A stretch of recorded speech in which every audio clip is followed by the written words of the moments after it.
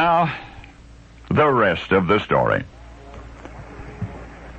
24 centuries ago, a young woman was having her baby. Actually, she was in labor. We have to fill in some of the blanks. We have to imagine that her labor pains were unusually severe. For indeed, her family did seek the emergency advice of a renowned physician. The doctor reminded the family that nature had taken most of the matter beyond their influence. Childbirth, after all, was a painful process. But there was one thing that he could suggest, the willow treatment. Whoever this imminently expectant mother was, for history has long since forgotten her name, whoever else she was a first. Because following this distinguished doctor's prescription, and we do know his name, following his prescription, she began chewing on willow tree bark. And to a surprising extent, her labor pains were alleviated. Now, as we all know, no other physician had ever prescribed willow bark for that purpose. But he would not be the last. For he was assured the rapt attention of posterity. For he, her doctor, was the father of medicine, Hippocrates. It is said that Hippocrates could even cause fevers to subside by making his patients chew willow bark.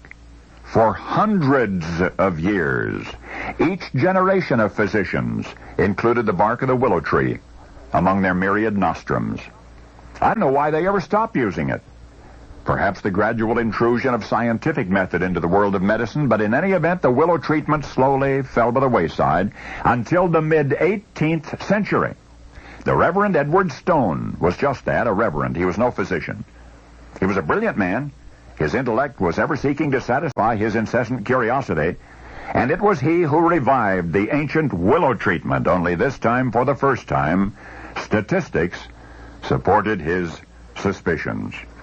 In 1763, the Reverend Stone revealed to the prestigious Royal Society of Britain that he had been experimenting with willow bark, that he had treated 50 cases of ague and intermittent disorders. Now, ague in these instances probably was rheumatic fever, but that's what he called it at that time. At any rate, the Reverend Stone reported that the effects of the willow bark had been uniformly salutary, and for the first time in a long time, the entire medical community was standing in the shade of the old willow tree. Never again would doctors doubt the effectiveness of the willow treatment, although, and this is very significant, not until 1971, that's just a little more than a decade ago, did anybody have the vaguest idea why the active ingredient in willow bark relieves pain. That's right. We just discovered its secret in 1971. Until then, the whole world took for granted and accepted empirically the worth of willow as described 2,400 years ago. Yes, it really does subdue fever. Yes, it really does relieve discomfort.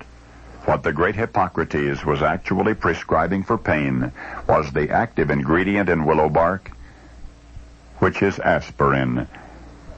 And now you know the rest of the story.